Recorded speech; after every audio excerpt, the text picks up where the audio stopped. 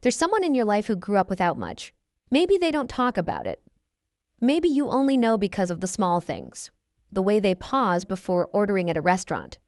The way they never throw away a Ziploc bag. The way they have a 6-month emergency fund but won't buy themselves new shoes until the old ones are falling apart. And you think they're doing fine now. Why do they still live like this? Or maybe that person is you. Here's what nobody tells you about growing up in economic crisis, whether that's a family that lost everything, a country mid-collapse, or a childhood defined by the words, "We can't afford that." The crisis ends. The money psychology doesn't. Neuroscience backs this up. The brain's threat detection system, once calibrated to scarcity, doesn't simply reset when circumstances improve. It keeps scanning. It keeps preparing for the floor to drop. Because once, it did. And what gets built on top of that foundation is one of the most fascinating, contradictory, and honestly kind of genius money personalities you'll ever encounter. This is the money psychology of people who grew up in crisis. And once you see it, you'll recognize it everywhere. Here's the first thing you need to understand. The brain doesn't distinguish between I was poor and I am poor the way logic does. Research out of Princeton found that financial scarcity actively reshapes cognitive function. It consumes mental bandwidth the way a virus consumes RAM. And here's the kicker. Those neural pathways, once formed, are incredibly persistent. So your coworker who grew up with nothing, who now earns 6 figures, part of her brain is still that kid watching her mom count change at the grocery store checkout. She's not being irrational when she stockpiles canned goods or checks her bank balance 4 times a day. She's running software written in childhood that never got uninstalled. The scarcity mindset outlives the scarcity. Psychologists have a term for it: crisis-coded. The financial wiring installed during survival mode that never powers down, even when the emergency is long over. It shows up everywhere. In the inability to feel enough, in the hoarding of small things, in the anxiety that spikes when a bank account dips below a certain number, even if that number is completely arbitrary. They don't save because things are going well. They save because they remember when they weren't. Now here's where it gets interesting. Growing up in crisis doesn't produce one money type. It produces 2 completely opposite ones. Camp 1. The hoarders. These are the people who grip money so tightly it leaves marks. Every dollar is protected, tracked, justified. They negotiate everything. They feel physical discomfort spending on anything that isn't strictly necessary. They are, by any metric, financially responsible, and also kind of miserable about it. Camp 2. The spenders. Same childhood. Completely different wiring. These are the people who spend money the moment it arrives, not because they're irresponsible, but because they learned that money disappears anyway. Why let the crisis take it when you could get something out of it first? Their psychology says, security is an illusion, so enjoy now. Financial therapist Brad Klontz calls these money scripts, the unconscious beliefs written during formative experiences. Same crisis, different scripts. One child watched money disappear and concluded, hold tighter. Another watched money disappear and concluded, holding doesn't work. Neither is wrong. Both are just responding to the same data with different conclusions. Ask someone who grew up poor what they think about banks, and then watch their face.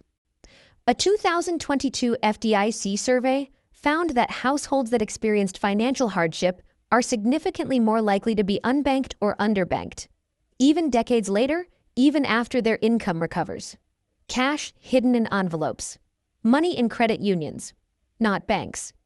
Deep skepticism about anything requiring a signature, and a trust fall into a corporate system.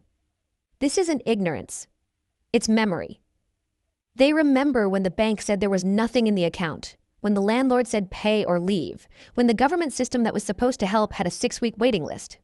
Institutions failed them at the worst possible moment, and that's not something you just forgive because your tax bracket changed. So they keep paper records. They verify everything twice. They want to talk to a human, not a chatbot, when something goes wrong. And they are the first people to read every single line of a contract because they've been burned by the lines other people skip. It's not paranoia. It's pattern recognition. Here's a trait that looks like a superpower until it isn't. People who grew up in crisis learned to do everything themselves. They fixed their own cars. They cook from scratch. They figure things out because there was no one else to call and no money to hire anyone. The resourcefulness is real, and it is impressive. But it creates a trap. The same self-reliance that kept them afloat as kids makes it nearly impossible to accept help as adults, even when paying for help would be the smarter financial move. They'll spend 40 hours learning to do something themselves that a professional could do in 4 because asking feels like losing, like admitting they can't handle it. Financial advisor Carl Richards calls this the do-it-yourself debt, the hidden cost of refusing to delegate, outsource, or trust. For people who grew up in crisis, the DIY instinct is survival-coded. Unlearning it is some of the hardest financial work they'll ever do. Here's the stat that surprises everyone. Research consistently finds that lower-income households give a higher percentage of their income to charity than wealthy ones. And people who grew up poor? They give even when they arguably can't afford to. This isn't recklessness. It's memory again. When you know what it feels like to have nothing and someone else is standing in that same spot, you give. You give because you remember what it felt like when someone helped you, or when no one did. You give because you understand viscerally that the person asking isn't lazy or irresponsible.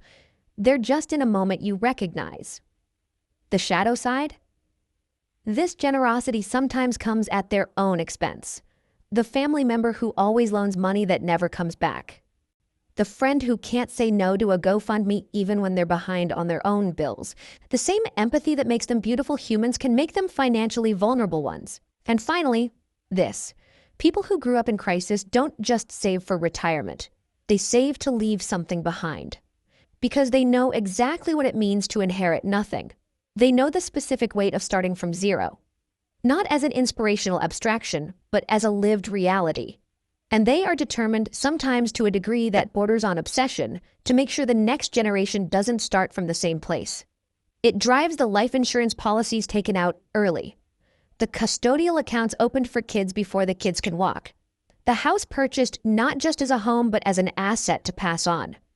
The goal isn't wealth. The goal is a different starting line for the people they love. So here's what the money psychology of crisis-raised people really tells us. They're not paranoid. They're not irrational. They're not stuck in the past. They're adapted. Specifically, precisely adapted to a world that showed them, early and clearly, that stability is never guaranteed. Institutions aren't always safe, and the only things you can count on are the habits you build and the people you love. Their money habits aren't flaws. They're crisis-coded survival strategies, written in a language shaped by circumstances most people never had to face. And honestly, once you understand where they come from, they make perfect sense. Drop a comment. Do you recognize any of these habits in yourself or someone you know?